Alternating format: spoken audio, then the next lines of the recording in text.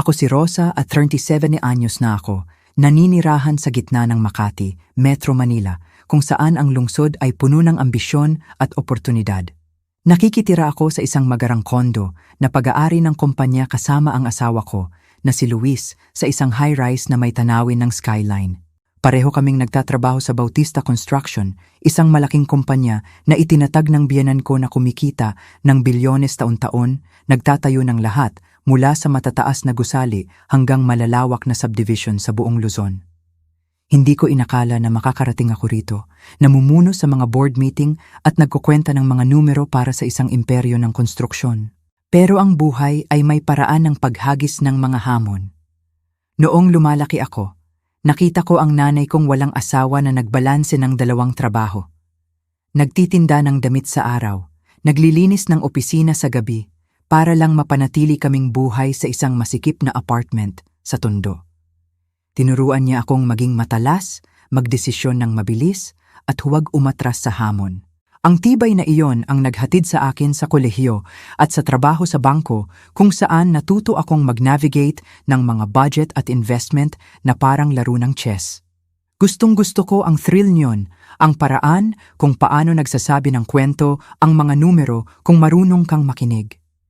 Pero nang makilala ko si Luis, akala ko magbabago ang kwento ko sa mas malambot. Siguro isang tahimik na buhay bilang may bahay na nagtatayo ng pamilya. Mabilis na wala ang pangarap na iyon. Si Luis ay kabaligtaran ko sa maraming paraan. Mayroon siyang malambot na alindog, ang uri na nagpapahinga sa mga tao pero may kahinaan dito. Lumaki sa karangyaan na may silver spoon at trust fund. Hindi siya kailanman nakipaglaban para sa anumang bagay. Itinayo ng tatay niya ang Bautista Construction mula sa maliit na grupo hanggang sa isang higante. Binibili ang mga katunggali at nakakakuha ng respeto sa kanyang matigas at matalinong isip. Si Luis ay dapat na sumunod sa yapak niya, inihanda para kunin ang pamunuan, pero wala siyang ganang gawin ito. Isang gabi, nakahiga sa sofa habang nanonood ng walang kwentang reality show, inamin niya ito mismo. Hindi ako bagay maging CEO, Rosa, sabi niya, malambot ang boses, halos nakahinga ng maluwag. Figurehead lang ako, mas madali iyon.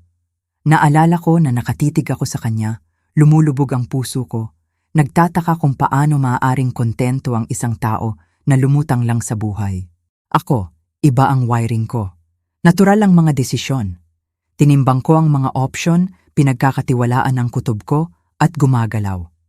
Sabi ng nanay ko noon, ipinanganak ako na may calculator sa isang kamay at plano sa kabila. Nang pakasalan ko si Luis, plano kong iwan ang trabaho ko sa bangko at magpokus sa amin, siguro magkaroon ng pamilya. Pero iba ang plano ng biyenan ko. Hindi pa matagal pagkatapos ng kasal namin, tinawag niya ako sa opisina niya, isang kwartong may wood panel na puno ng blueprint at award. Rosa, sabi niya, matalas ang mga mata kahit matanda na. Kailangan ng kumpanya ng katulad mo. May ulo ka sa numero at matibay na gulugod. Magtrabaho ka sa amin. Nag-alangan ako, iniisip ang tahimik na buhay na inimagine ko. Pero nahook ako sa hamon sa boses niya. Sabi ko oo, at binago ng desisyong iyon ang lahat. Sa una lang. Ordinaryong empleyado lang ako na natututo sa konstruksyon, timeline, kontrata, gastos sa labor. Pero nakita ng biyenan ko ang isang bagay sa akin. Ilang buwan pa, nagsimula siyang mag-imbita sa akin sa board meeting, tinatanong ang opinyon ko sa mga deal o budget. Ang board, isang grupo ng mga matatanda na may gray hair na namumuno, nagtaas ng kilay sa daughter-in-law ng founder na nakaupo sa mesa. Naramdaman ko ang pagduda nila, parang outsider ako na sumisingit sa club nila. Pero hindi ako umurong. Nagdaan ako ng mga taon sa bangko, nag-a-analyze ng risk, at nakakakita ng gaps na hindi nakikita ng iba.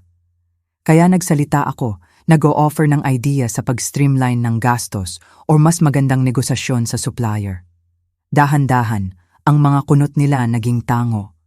Nagsimula silang humingi ng input ko, kahit sumusunod sa akin sa malalaking desisyon. Si Luis naman, halos wala roon.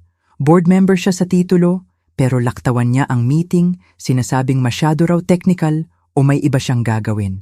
Hindi umimik ang board. Ang legacy ng tatay niya ang nagbigay sa kanya ng free pass. Isang gabi, Umuwi ako mula sa mahabang meeting, umiikot ang ulo ko sa mga strategy at nakita ko si Luis na nakahiga sa sofa, nagpapalit ng channel. Bakit hindi ka dumating ngayon? Sigaw ko, ibinabagsak ang bag ko. Dapat kasali ka rito. Hindi man siya tumingin. Kayang-kaya mo iyan, Rosa. Sila ay nakikinig sa'yo, hindi sa akin. Casual ang tono niya, parang walang pakialam.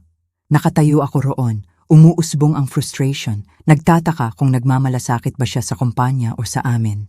Nanatili sa akin ang momentong iyon. Nagsimula akong makita ang mga bitak sa kasal namin. Ang paraan kung paano lumalabas ang kawalang pakialam niya sa lahat. Inihagis ko ang sarili ko sa trabaho. Ginagawa ng pangangailangang patunayan na karapat-dapat ako. Hindi lang bilang daughter-in-law ng founder, kundi bilang makakapagmaniobra ng barkong ito. Naging mentor ko ang biyenan ko, nagtuturo sa akin ng ins and outs ng negosyo, paano basahin ang kwarto, kailan mag-push, kailan mag-pull back. Gustong-gusto ko ito. Ang rush ng paggawa ng mga bagay, ng pagkakita ng mga idea ko na nagiging tunay na paglago. Pero sa bawat hakbang na umakyat ako, si Luis ay lalong lumalayo at hindi ko maatanggal ang pakiramdam na may sasabog. Naging anchor ko ang trabaho, ang tanging lugar kung saan kontrolado ako. Nang magretiro ang biyenan ko, ako na ang namumuno sa malalaking desisyon sa Bautista Construction. Sumandal sa akin ang board, tinatanong ang opinion ko sa acquisition, labor dispute, kahit marketing campaign. Pumapasok ako sa mga meeting na may stack ng notes at plano. Bumabalik ang dating instinct ko sa bangko, ang numero ay hindi nagsisinungaling at alam ko kung paano gawing kumanta sila. Umakyat ang sales namin, lumago ang profit, at naramdaman ko ang apoy sa dibdib ko, parang ito na talaga ang para sa akin. Noong lumalaki ako, nakita ko ang nanay ko na naghihirap. At ngayon, pinamumunuan ko ang kumpanya na nag-e-employ ng libu-libong tao na may pamilyang umaasa sa amin. Ang responsibilidad na iyon ang nagtulak sa akin.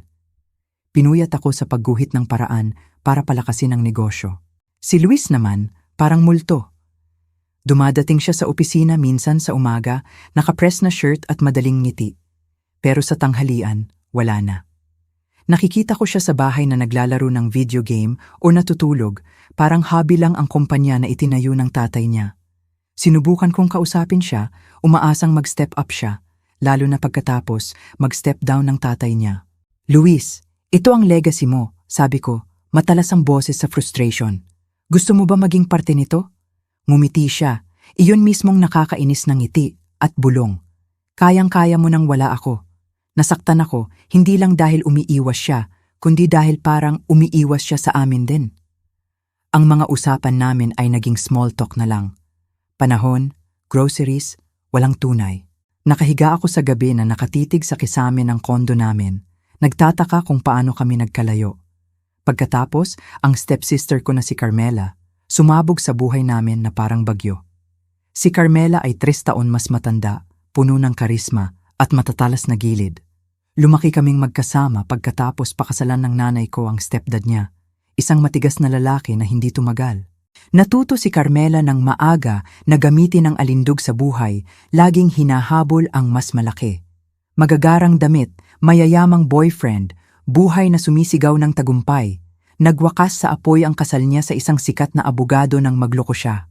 Iskandalo na nagpunta ang ex niya sa bahay ng magulang namin, sumisigaw ng tungkol sa pagtataksil. Abala ako sa trabaho, kaya si Luis ang pumunta para pakalmahin siya. Magaling siya roon, nagpapakalma ng tensyon sa kanyang tahimik at steady na vibe. Puno ng papuri si Carmela pagkatapos, tumawag sa akin para magkwento. Kamangha-mangha ang asawa mo, Rosa. Pinakalma niya ang guy na parang wala lang. Pinagwalang bahala ko, abala sa spreadsheet para mag-isip pa. Pero iba ang pagtingin ni Carmela kay Luis pagkatapos noon. Para sa kanya, hindi lang siya ang laid-back kong asawa. Siya ang heir sa Bautista Construction, golden ticket.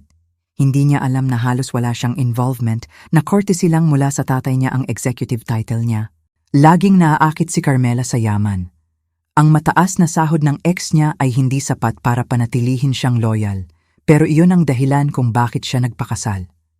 Ngayon bagong diborsyado at nalulunod sa alimony payment, naghahanap na naman siya. Hindi ko nakita na darating ito.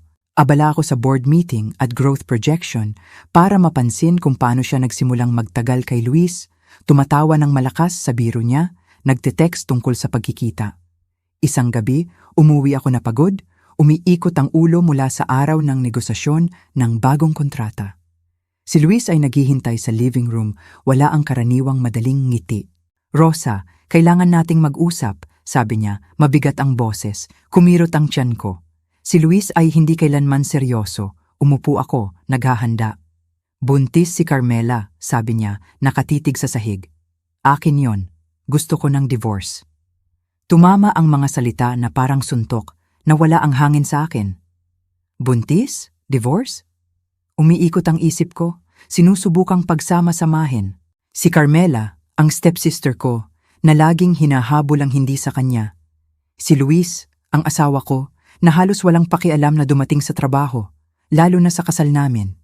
Gusto kong sumigaw, humingi ng sagot, pero ang kaya ko lang, kailan siya pupunta para pag-usapan ito?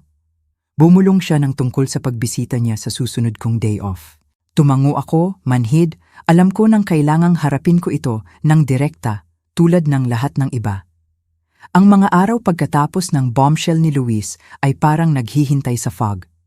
Ginawa ko ang routine sa trabaho, namumuno sa meeting, nag-a-approve ng deal, pero paulit-ulit sa isip ko ang mga salita niya. Buntis si Carmela. Gusto ko ng divorce. Hindi lang ang pagtataksil ang sumakit, ang absurdity niyon. Si Carmela, na laging hinahabol ang makintab na bagay, nag-target kay Luis, akala niya big shot CEO. At si Luis, walang gulugod para tumanggi, pinayagan ito. Pakiramdam ko tanga ako dahil hindi ko nakita, pinahintulutan ng trabaho na bulagin ako sa mga bitak sa buhay ko. Alam ko kailangang protektahan ko ang pwesto ko sa Bautista Construction. Kung magdidiborsyo ako kay Luis, ex-daughter-in-law lang ako, at hindi ko maaaring risk na mawala ang role na pinaghirapan ko. Kinabukasan, nag-drive ako sa malawak na estate ng mga biyenan ko sa labas ng Metro Manila, kinakabahan ako. Nasa study ang biyenan ko, napaligiran ng lumang larawan at plano sa konstruksyon. Sinabi ko lahat. Ang affair ni Luis, pagbubuntis ni Carmela, ang divorce. Ang biyenan kong babae, nakikinig malapit, napahinga, namula ang mata sa pagbanggit ng apo. Pero isang matalas na tingin mula sa biyenan ko ang pinatahimik siya. Sumandal siya, hindi mabasa ang mukha, pagkatapos ngumiti. "Rosa, ikaw ang puso ng kumpanyang ito," sabi niya. "Wala akong pakialam sa ginagawa ni Luis, patuloy mong pamunuan. Ako ang bahala sa kanya." Nagwash ng relief sa akin, halo ng lungkot. Pinahalagahan ng biyenan ko ang negosyo, ang legacy niya kaysa sa sariling anak. Pero para sa akin, ibig sabihin noon maaari kong panatilihin ang purpose ko, ang pwesto ko. Nang dumating ang day off ko, dumating si Carmela sa kondo namin, puno ng smug confidence, swinging ang designer bag niya na parang trophy. "Rosa," sabi niya, puno ng piti ang boses. "Pasensya na hindi kayo nagkaanak. Pero huwag mag-alala, sisiguraduhin kong makakuha ka ng maraming pera para magsimula ulit. Umalis ka lang dito." Itinuro niya ang kondo na parang pag-aari na niya. Si Luis ay tahimik na nakaupo, blangko ang mukha tulad ng dati. Gusto kong tumawa sa absurdity. Akala ni Carmela, ninanakaw niya ang billionaire lifestyle, pero wala siyang idea kung gaano kaliit ang meron ni Luis. Pinanatili ko ang cool ko, ginagamit ang focus na ginagamit ko sa boardroom. "Okay lang ang divorce," sabi ko, steady ang boses ko. "Pero kailangan natin ng lawyer para ayusin ang alimony at property." At Carmela, talaga bang akala mo prize si Luis na hinahabol mo? Kumipit ang mata niya, pero pinagwalang bahala. Puro bravado. Alam kong totoo ito, Rosa. May lahat si Luis na kailangan ko. Pinigilan ko ang smirk. Akala niya siya ang president, ang heir, nakaupo sa fortune. Hindi niya alam na property ng kumpanya ang kondo, o na ang executive salary ni Luis ay halos sakto lang sa kape niya. Pinabayaan ko siyang magsalita, puno ng arrogance ang kwarto habang mentally ko ginagawa ang susunod kong hakbang. Hindi lang ito tungkol sa sirang kasal, tungkol ito sa pagprotekta sa nabuo ko. At hindi ko hahayaang kunin ito ng alinman sa kanila. Nakaset ang divorce negotiation kinabukasan at handa ako. Nag-hire ako ng matalas na lawyer, si Maria, na humawak ng high-stakes corporate case at alam kung paano panatilihin fair, pero firm. Nagkita kami sa magarang conference room sa Bautista Construction, kumikinang ang skyline ng Makati sa bintana. Pumasok si Carmela na parang nanalo na, habang si Luis ay nakasandal sa tabi niya, karaniwang indifferent mask niya. Nakaupo ako sa harap nila, si Maria sa tabi ko, tibok ang puso ko, pero kalmado ang mukha. Nagdaan ako ng mga tao na outsmart ang competitor sa boardroom. Kaya ko ito. Magsimula si Carmela ng malakas, itinapon ng buhok. Rosa, sabihin mo ang presyo mo sa alimony. Sisiguraduhin kong aalagaan ka. Patronizing ang tono niya, parang pabor ang ginagawa niya sa akin. Nagtaas ng kilay si Maria pagkatapos itinulak ang document sa mesa. Since nag-offer ka, kami ang magkla-claim ng alimony mula kay Luis at sayo, Carmela, sabi niya ng cool. Nabuka ang bibig ni Carmela. Ako, nagbabayad na ako sa ex ko, sabi niya ng naguguluhan. Sumandal ako, pinapanood ang confidence niya na basag. Hindi niya inasahan ito, hindi naisip ang gulo na ginawa niya. Umugong sa ulo ko ang boses ng nanay ko. Ang mga humahabol ng shortcut ay laging nadadapa. Malakas na dapa si Carmela. Pagkatapos ang property division. Si Carmela, sinusubukang makabawi, nagdeklara, ang kondo na ito ay karapatan ng pamilya ni Luis. Hindi parte ng split. Hindi nagpahuli si Maria. Ang kondo at lupa nito ay pag-aari ng Bautista Construction.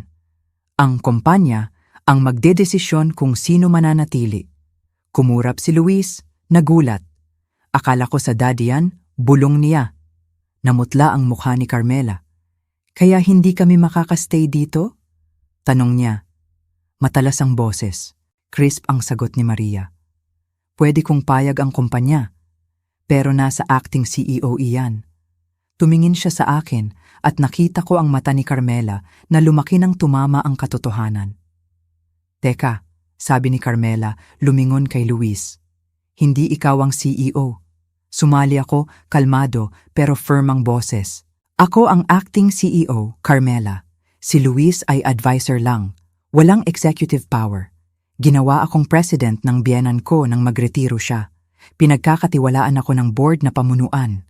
Tumingin si Luis palayo na nahihiya habang nagtwist ang mukha ni Carmela sa disbelief.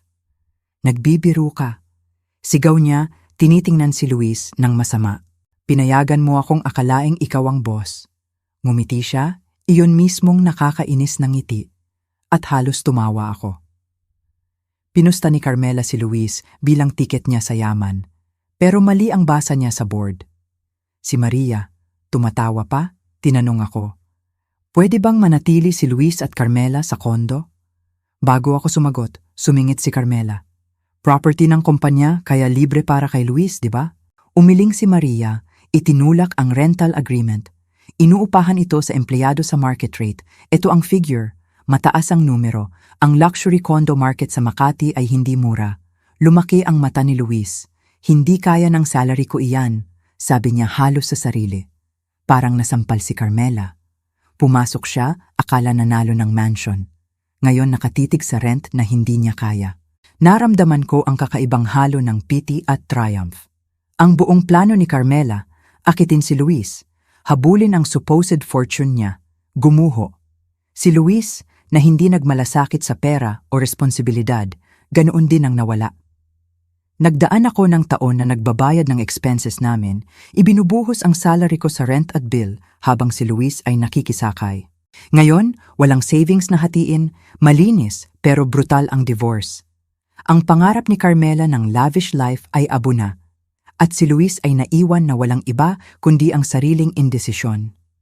Lumabas ako ng kwartong iyon na mas magaan ang pakiramdam, handa na iwan silang pareho at mag-focus sa mahalaga. Ang kumpanya ko, team ko, future ko. Ang fallout ay halos poetic. Mas mabilis nawasak ang mga kasinungalingan ni Carmela kaysa inasahan ko. Ilang linggo pagkatapos ng negotiation, nakabalik sa pamilya ni Luis na peke ang claim niya ng pagbubuntis. Ginawa niya ang kwento para bitag si Luis, umaasa sa yaman ng pamilya niya para iligtas siya sa sariling financial mess. Ang biyenan kong babae na excited sa apo, nasaktan. Ang biyenan ko, na hindi kailanman nagtitiwala kay Carmela, galit na galit. Hindi siya daughter-in-law ko. Ungol niya nang bisitahin ko siya para sa advice. Makapal ang tension sa estate nila. Si Carmela at Luis, ngayon nakatira roon, away sa lahat. Halos hindi kinakausap ng biyenan ko siya, at nang magmakaawa si Carmela na bayaran ang alimony niya sa ex, tinapos niya ito ng malamig. "Wala ka sa pamilyang ito," sabi niya, parang baka lang boses. Lumampas siya sa line at walang balikan. Hindi kaya ni Carmela. Isang umaga, nag-impake siya ng bag at nawala. Iniwan si Luis na harapin ang disappointment ng magulang niya mag-isa. Pumasok siya akala nakakuha ng mayamang asawa at cushy life, pero utang at drama lang ang nakuha. Si Luis naman, sinubukang bumalik sa akin. Isang gabi, dumating siya sa bagong apartment ko. Isang modest na lugar na inupahan ko sa Ortigas. Malinis na linya at tahimik na kapayapaan. "Rosa, baka pwede nating subukan ulit," sabi niya, nakikiusap ang mata. Tumawa ako, hindi sa cruelty, kundi pagod. "Luis, ginawa mo ang choice mo. Sinabi ko sa kanya na niloko mo ako sa stepsister ko. Umalis ka sa kasal namin noon pa. Tapos na ako." Pinutol na siya ng tatay niya sa kumpanya, ginawang ordinaryong trabaho na nag-push ng papel. Ang lalaking dating heir sa Bautista Construction ay naghihirap na ngayon, at wala akong naramdaman kundi relief na malaya sa kanya. Inihagis ko ang sarili ko sa trabaho, ang tanging lugar kung saan buo ako. Ang pamumuno sa Bautista Construction ay hindi lang trabaho. Ito ang calling ko. Bawat desisyon mula sa pag-approve ng bagong project hanggang siguraduhin na stable ang trabaho ng workers ay parang pangakong natupad sa mga umaasa sa akin. Iniisip ko ang nanay ko kung paano siya naghirap para sa akin at ginamit ko iyon para gawing mas mabuti ang kumpanya. Umakyat ang profit namin, dumating ang bagong kontrata at nagsimula akong tawagin ng board na backbone ng negosyo. Naging rock ko ang biyenan ko, nagbibigay ng advice sa kape sa estate niya, ang matigas niyang wisdom ang nag-ground sa akin. "Ginagawa mo ang inaasahan kong gagawin ni Luis," sabi niya minsan, malambot ang mata sa pride. Ibig sabihin yun sa akin higit sa anumang titulo na hindi ko iniisip ang remarriage. Ang idea ng pagpapapasok ng iba pagkatapos ng lahat ng pagtataksil ay sobra. Pinagdaanan ng puso ko ang meat grinder at hindi pa ako handa na ibigay ulit. Sa halip, kasal ako sa trabaho ko, sa libu-libong empleyado na ang pamilya ay umaasa sa Bautista Construction. Ang tiwala nila ang nagpapatuloy sa akin. Nagtutulak na dumating araw-araw na malinaw ang ulo at steady ang kamay. Natuto ako kung ano ang kaya ko, kung ano ang ibig sabihin ng tumayo ng matangkad kapag sinusubukan ng mundo na ibagsak ka. Si Carmela at Luis, malayong alaala na sila, aral sa pagtitiwala sa kutob ko at pagpili ng sariling landas. Sa inyong lahat na sumubaybay sa journey ko, salamat. Kasama ninyo ako sa pagtataksil, heartbreak, at matitigas na tagumpay. Kung tumama sa inyo ang kwento ko, kung naramdaman ninyo ang sakit ng injustice o ang rush ng paglaban, pindutin ang subscribe button at sumali sa akin. Bawat project na itinayo namin, bawat deal na isinara ay nagsasabi ng kwento ng tibay, puso at pagsisimula ulit. Patuloy na gumawa ng sariling landas at magkita tayo sa susunod.